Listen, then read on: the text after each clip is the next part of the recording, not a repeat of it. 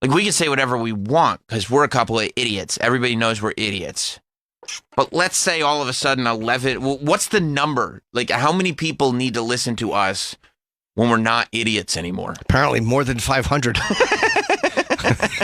I don't know what the color. Thomas in Vancouver, I don't know. Because I love the way he phrased this. When are you going to talk about the trucker convoy in Canada? It's about time. How about this, Thomas? We were never going to talk about it because we didn't think about it. If you'd like to talk about it, say I'd like to talk about it. But don't throw it at us like we're a couple of cunts. How the fuck are you guys not talking about a bunch of truckers in Ottawa? Because I don't give a shit. Fuck them. It's fucking cold up there. What's up, Thomas? Well, you both are a couple of fucking cunts. So. That's true. It's not false. And no more decimation of our small businesses. We're here to set justice. Sean Strife and I will not comply.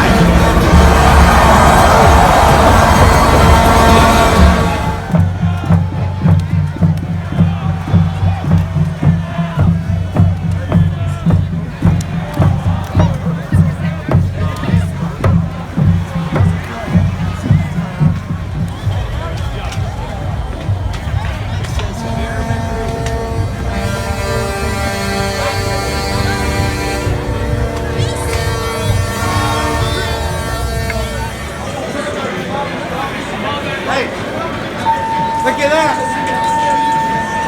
Yeah! What nice spot!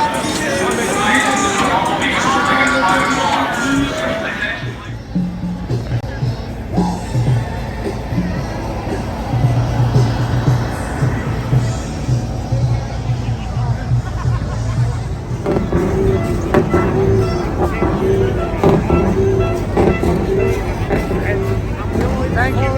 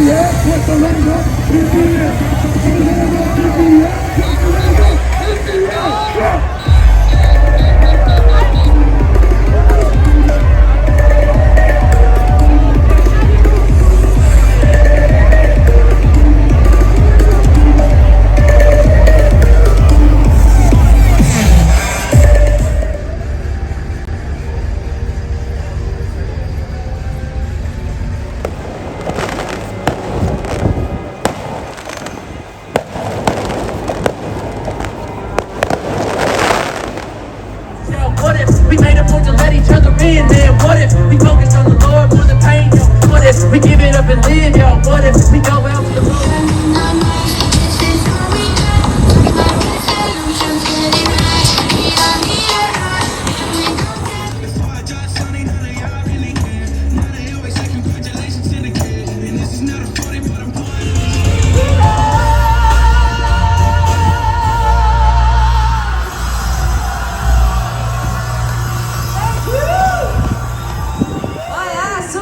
To see you dance and singing. We will warm you up, okay?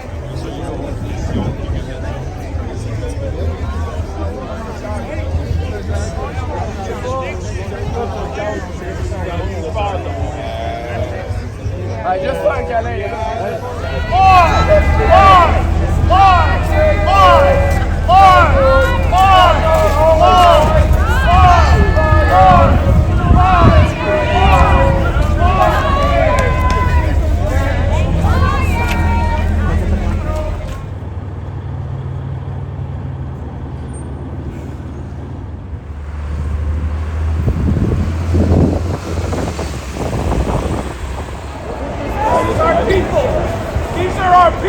These are your people. It takes one of you guys, man, to take your vest off and stand with us, man. And everything changes. Yesterday. And they pulled him in. And they pulled him in and arrested him on the spot. Yeah.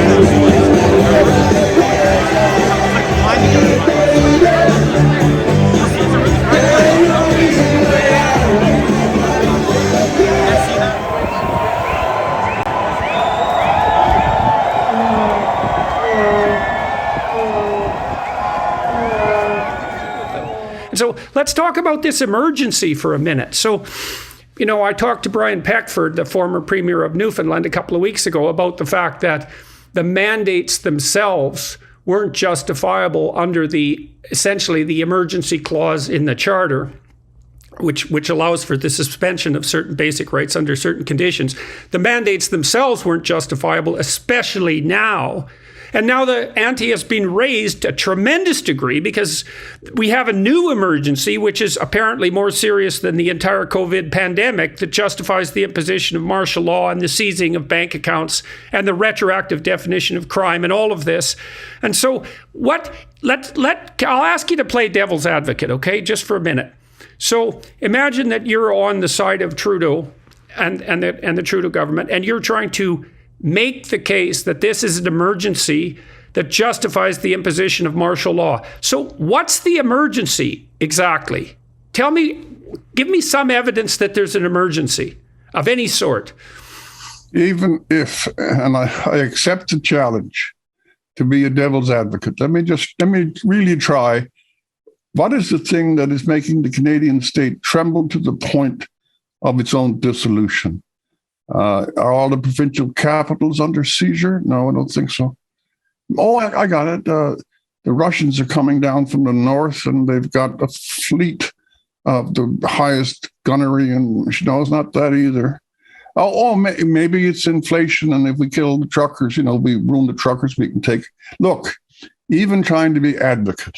Okay, great imposition. I'll go that far. Great imposition on the kind of comfort and tranquility of Ottawa, but there's been an awful lot of imposition on the tranquilities of every person in this country for the last 2 years. You couldn't visit your sick mother if she was in an old age home.